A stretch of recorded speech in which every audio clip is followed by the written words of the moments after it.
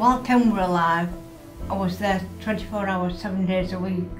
He got cancer, and in the last 6 weeks we were told it turned aggressive, and they were not leaving him. We have a significant number of elderly patients who live on their own in houses that may not be suitable for them, have little support, little care, and therefore at high risk of falling. I had this fall, and I ended up at my daughter's for a month because I just didn't feel like coming home. And you know, when there's other people in the house, you feel a lot safer than what you do. Normally, I would only see these patients after they'd fallen, and by that point they may have a fracture, they often have significant pain, and their life will have been changed, often forever.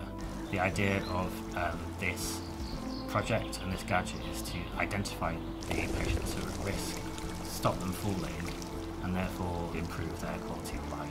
The QTO device is two small devices that you strap to your lower legs, and then the patient does a stand up and go test where they stand up, walk 3 meters around an object and sit down again. The device then measures any instability of movement, and if the scoring's high risk, then they're referred to the local falls prevention team here in Sheffield. I come and had the gait check. They decided I needed physiotherapy, and I had that for a few weeks and I felt smashing. I would definitely recommend anybody to come in for a gait check because it does help people to become more confident. 30% of patients over 65 fall at least once a year, and 50% of patients over 80 fall at least once a year, and it costs the NHS about £2.3 billion a year. So not only are we looking at reducing mortality and morbidity in the patients, we also potentially, there is a large saving to the NHS. I'm not frightened to go out no more, which I was getting a bit. It's made me a little bit more independent.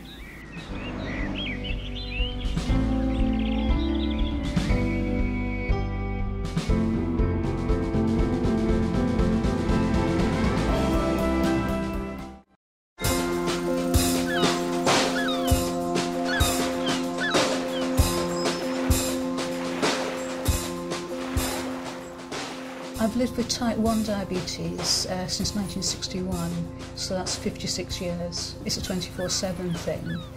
There's no cure for diabetes, and so in the absence of a cure, technology is the answer. I think what excites me about the digital diabetes coach is that it's with the patient all the time. Having that availability of something that they can use every day, several times a day, that's their coach, their personalised sort of friend at home, I would see as really empowering. The digital coach will direct you to a number of tools that will help you to manage your diabetes better. The platform covers structured education, health and well-being, dietitian, physical activity, so the technology enables you to work out your own way of management, and then you, with your health professional, can work in partnership to enable better control of your diabetes. So I would see this as an ally to how I practice. Some people might fear that it's going to generate more work, but if you start with the belief that actually it's going to improve patient care, their control's going to be tighter, they'll feel more empowered to lose weight, change their diet, then actually that should result in less work, not more work. When I was first diagnosed with diabetes, it was very primitive. You were on a set amount of carbohydrates a day, you had to do a set amount of exercise. Everything was very mechanical. It was ruled by your consultant or your GP. With the development of technology, you're the one who's managing the diabetes, and it enabled me personally to work until I was 68 as an international consultant, and without it I don't think I'd been able to do that. So it's given me back a normal life. It's wonderful.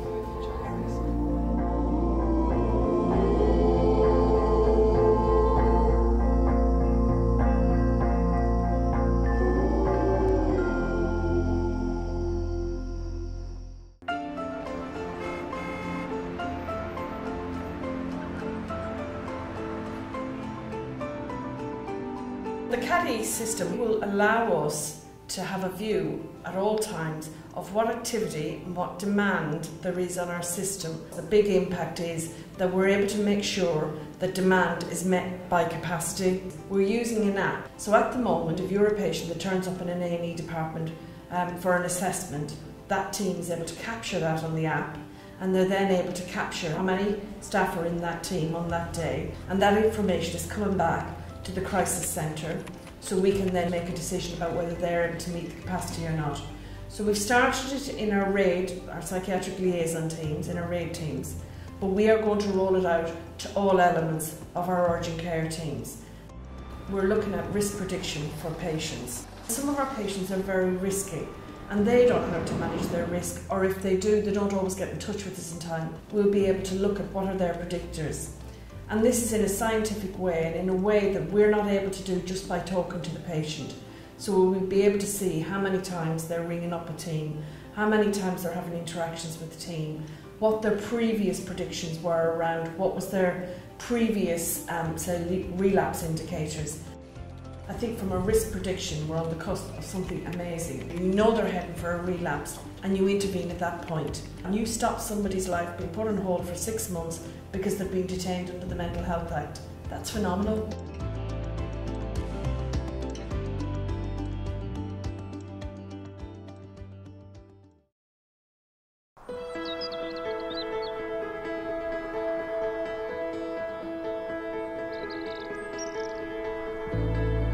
We had a long time to get the diagnosis of what actually is wrong. The professor at St George's Hospital, Tooting, which is a specialist in neurology, he said that she's got Lewy body's dementia. Dementia is a growing concern. We know that over the next 10 years there would be more than 1 million people with the diagnosis of dementia. The big worry is that it's ruining Phil's life. It's not fair that I should be putting this sort of pressure on him. Technology Integrated Health Management, or TIM for Dementia, is a research project which is aimed to test how technology could improve the quality of life for people with dementia. We have technology that's looking at the clinical biomarkers like blood pressure, temperature, pulse, and also we've got some technology which is looking at gathering data from environment, movement sensors, the electricity consumption, and then we put all those things together. It comes to a dashboard that we design with the University of Surrey together, and the clinical monitoring team are looking at those data 24/7. The other day she was in a really bad way, and I was thinking of ringing up A&E and going, but I got the gear out, I did the blood test. It convinced me, well, no, it's not such a major problem. So I didn't go. We actually stayed here. And in the morning she was right as rain. So the technology does help to know that he knows he's got somewhere he can go, or he can take me. We try to monitor people, we try to gather information which is vital to their care and make some intervention when it requires. And that's the way that we want to provide care for people with dementia, not when they have to go to hospital because they've got some sort of infection and then they lose the sort of independence that they had. If we could make some intervention before those things happen, that would be the perfect option. Emotionally, definitely made me more reassured of what's going on with her illness. I feel more confident. That really does help you to get through the next step.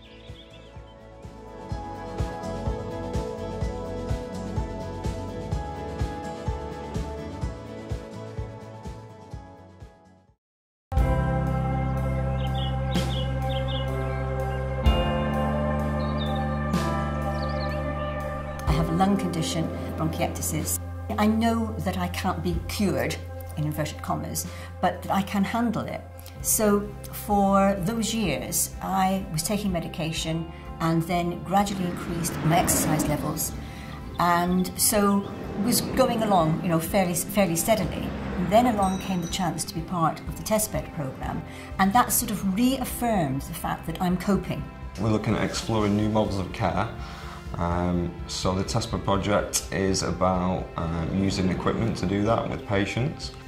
As part of the trial, I am using the Motiva tablet, and so I have the blood pressure cuff, and I also have the oxygen monitor that I use on my finger. I like the independence. I'm taking my own blood pressure for the first time in my life. I'm not going to a GP surgery and having somebody put the cuff on and feeling maybe tense and anxious because it's an unusual occurrence. I like the sense of reassurance it gives me. We're a rural community, patients often poor and don't have easy transport to the surgeries, and it's definitely cut down on the patients who would normally be required to come in to show what oxygen level or blood pressure or weight was. There was one patient in particular, she was contacting extensive care probably on average around 30 times a month, mainly due to her health anxieties.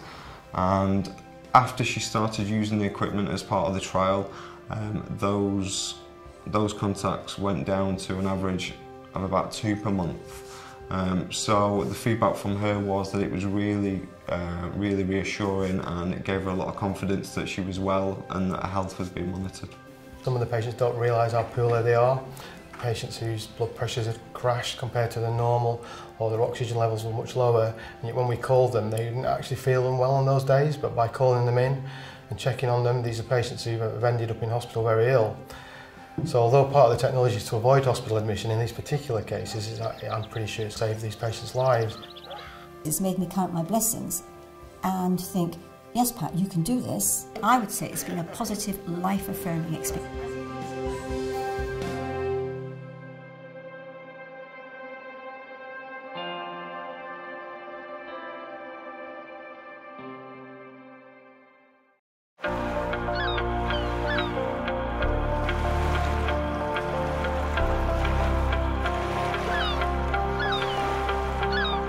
Life is so busy, I'm very busy from 9 till 5, and if I have to book a GP's appointment, it takes a couple of days, and then again I have to wait in the GP surgery for a long time.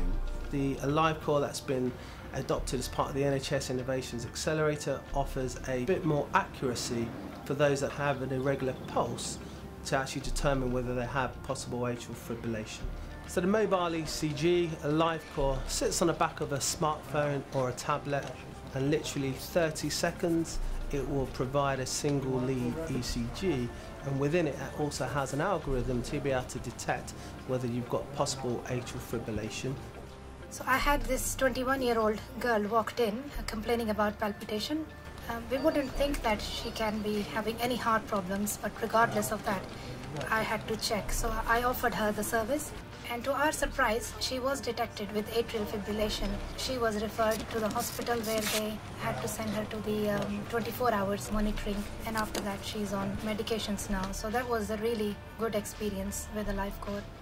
Care City allow for testing of the innovation in small areas to be able to determine what goes well and what doesn't go so well. The benefit is we can manage somebody that's been detected and ensure that they are appropriately diagnosed and initiated on therapy within 2 weeks.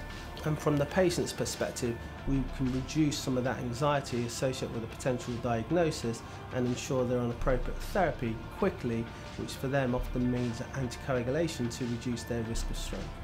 This service is definitely very reassuring in the sense that tests can be done in a matter of minutes, and if everything is fine, then of course I'm immediately satisfied. There's no problem with my health, and obviously if there is, God forbids, any problem, then I know that results will be passed to consultants as quickly as possible.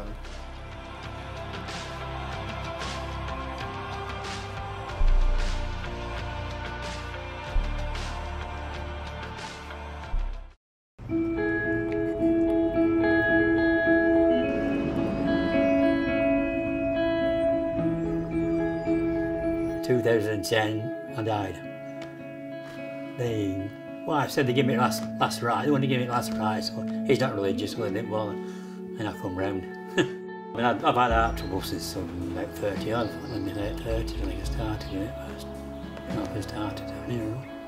We're about 20 altogether. I was married with 2 little kids. With the use of the Test Bed Programme, we can detect deteriorations much earlier, prevent them progressing, and therefore prevent any of the longer term damage.